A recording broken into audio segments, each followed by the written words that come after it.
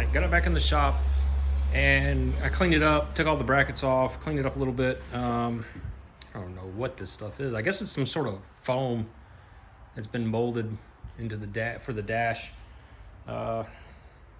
So I'm gonna take the sander, wait for it to dry first, and take the sander and sander down, and get ready for another coat of paint, and then we'll set this aside, and we'll start focusing on the rest of the dash and get that cleaned up and make it look nice. So we did a little cleaning up. I got the compass off, sanded her down. I guess it's some sort of foam board, but it cleaned up really nice. And I'm gonna go ahead, I already cleaned it out with some acetone, and I'm gonna lay some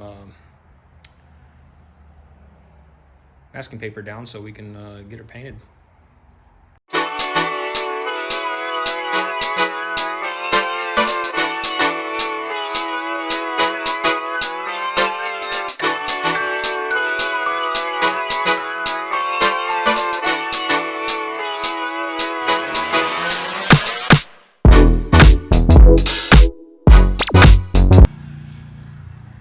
All right, got it painted up. Hopefully those lines level out.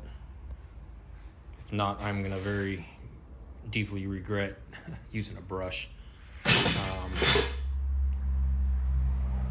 If not, I can just go back to the store, get another rattle can, or get a foam brush. That's probably what I should have used, but I just didn't have one. It looks a ton better than what it did, but I think at least this area and this area are going to need another coat, so I might have to just go back to the hardware store and get a foam brush for it, and redo the whole thing again. But that's how it goes. All right, so we're back working on this console, and I was just really dissatisfied with the way the paint had come out. A bunch of lines, a bunch of runs. And so I decided to take it back down, sand it back down, and we're gonna redo it this time.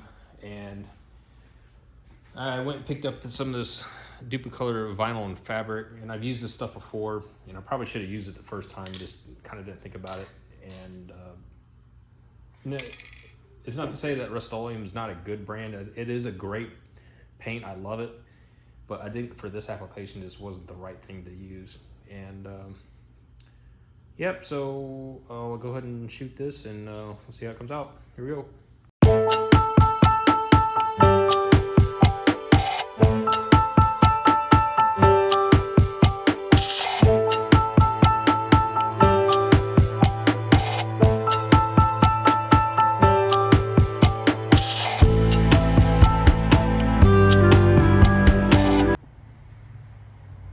We're back with this again because I once again screwed this up, and using the Duplicolor vinyl and fabric specialty coating on this the way I had it did not exactly work the way I wanted it to. It started peeling up, and I think it was partially because I did not sand all the other Rust-Oleum paint off to begin with.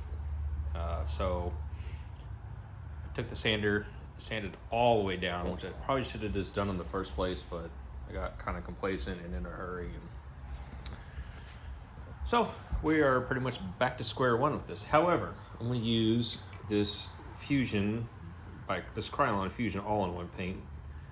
I'm going to go with a matte black this time versus the gloss black.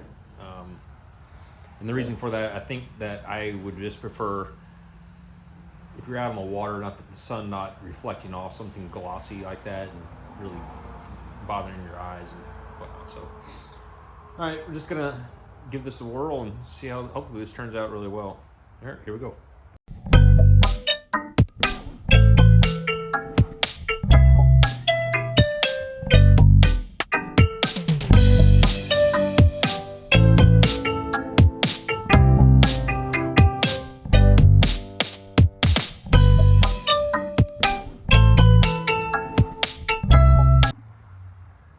All right, so that was the third and final coat because I basically ran out of paint.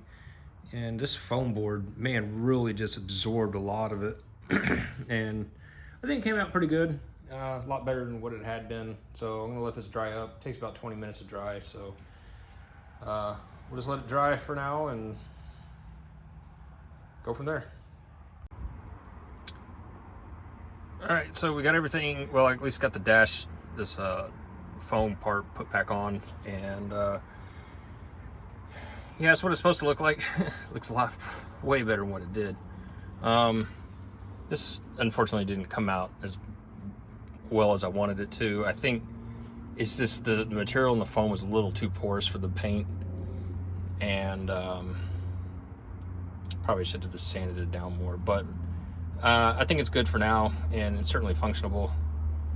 I really think if I ever go back to doing this thing again, what I'm going to do is basically put a fiberglass resin on it and then smooth it out that way. But that's a project for another day, and probably never do that really. I want to enjoy the boat, not work on it all the time. Anyway, well, thanks for watching.